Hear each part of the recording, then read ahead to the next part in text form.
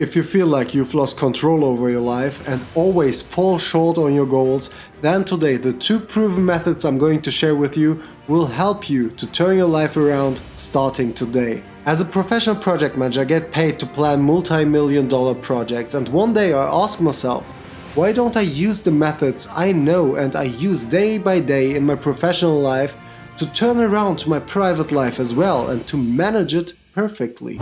The first method is called the work breakdown structure. The concept was first developed in 1957 by the United States Department of Defense. At the highest level, you state your goal. Let's say, for example, our goal is to save $3,000 in just 3 months. If you don't know how to set goals properly, that's a topic for another video. Write down in the comment section the word goals and I know what to cover in my upcoming videos. But after setting our goal, we can divide it into different groups. We call it layer 1. To do that, we use our first free tool. It's called Monday, a project management tool which comes with a free version. And I want to mention that this video is not sponsored. I get not paid to promote this. I personally use Monday as well, and I can tell you that it's pretty powerful with its free version, allowing you to create to-do lists, assigning due dates, and also doing time planning. We will come back later to that. But in this video I will try to keep it as simple as possible so you can apply the knowledge starting immediately.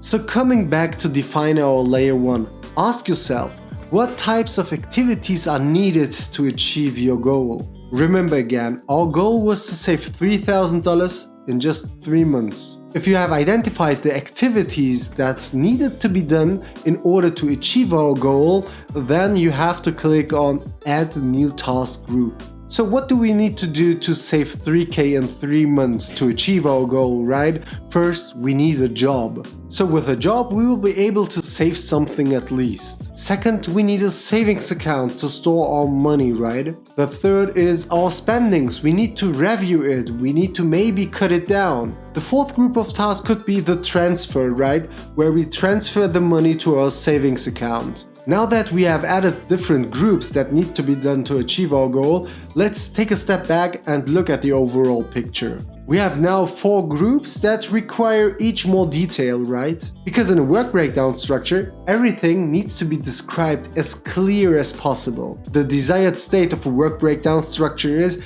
it must be so clear that even someone who is not you and who you maybe don't even know can look at the work breakdown structure and understand what needs to be done in order to fulfill your goal. That brings us to our next breakdown, where we go deeper into layer 2. What I like to do before jumping more into the detail is to look at the overall goal again. It was to save $3,000 in 3 months. So just you can understand it better, it would mean saving $1,000 a month or $250 a week, right? Now we start looking more into the detail of the first task group called a job. So let's say, for example, you work as a barista and it's for you possible to save $250 a week.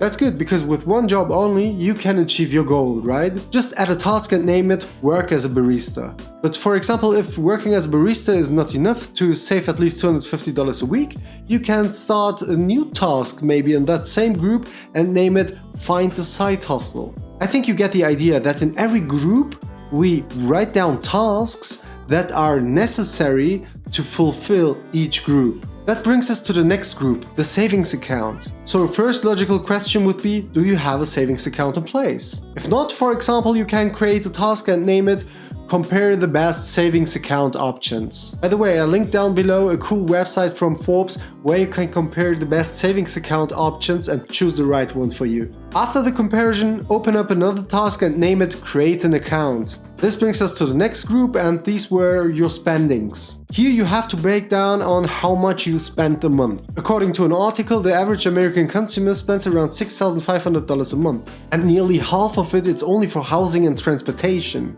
As you may assume now, we need to create multiple tasks again. The first task is identifying my spendings, the second one is analyzing my spendings, and the third one is reducing my spendings. And we can also add a final one that we call monitor my spendings or something like that. As you can see, we describe it as precise as possible. Because there is nothing more that I hate, just working on some topics for a few months and then discovering a few notes from me back in the day, and I think, well, It was written 2 or 3 months ago, but what the hell I was even meaning with that? After we added everything to this group, we move on to the next, transferring our money. Basically, there are 2 options. One is that you manually transfer at the end of every month a certain amount, or you can automate everything. I'm pro automation, but it requires some tasks.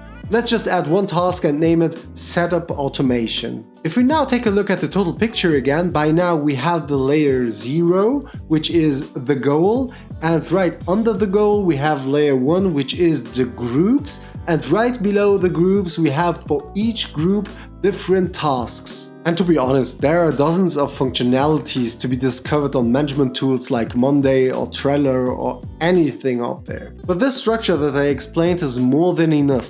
And the good thing is, this structure you can apply to almost every tool out there. I would say that this approach alone makes up around 90% of a successful execution. So therefore, take your time to set this up and to understand it, because in the next step we will create a timeline. And that's our second method. It's called the Gantt Chart. For those who don't know what a Gantt chart is, it's basically a timeline where you can spot dependencies just by looking at it, just at a glance. And the cool thing between the work breakdown structure, which we discussed in step 1, and the Gantt chart is that they can integrate into each other.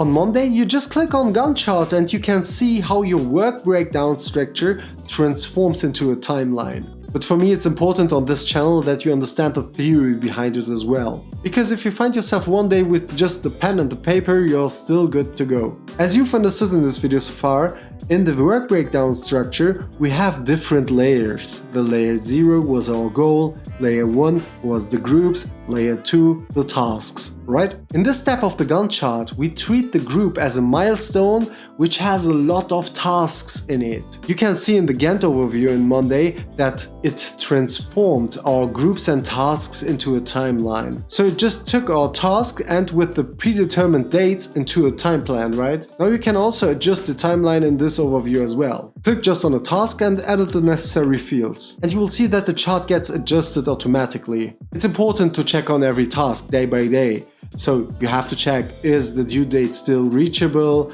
are my notes accurate, and so on. For example, I look onto my board every evening before I go to bed, because I want to make sure that everything is on track and I have still control over my life over the next few days. This approach gives you also a good feel about how much stuff you can do simultaneously. Because just a few years back I was one of the guys who thought who can do 100 things at one time. But if you have a Gantt chart which shows you 100 different entries, you will come really fast to the conclusion that it's almost impossible for one individual being to deal with all of these tasks. Because all of them require attention, require proper update. You will quite fast come to the realization that you have to tune it a little bit down. Sometimes it's not even possible to work on some tasks because they have dependencies. Let me explain. In our example in the group 4, where we had transferring money, it would be only possible to transfer money if you have a banking account, right?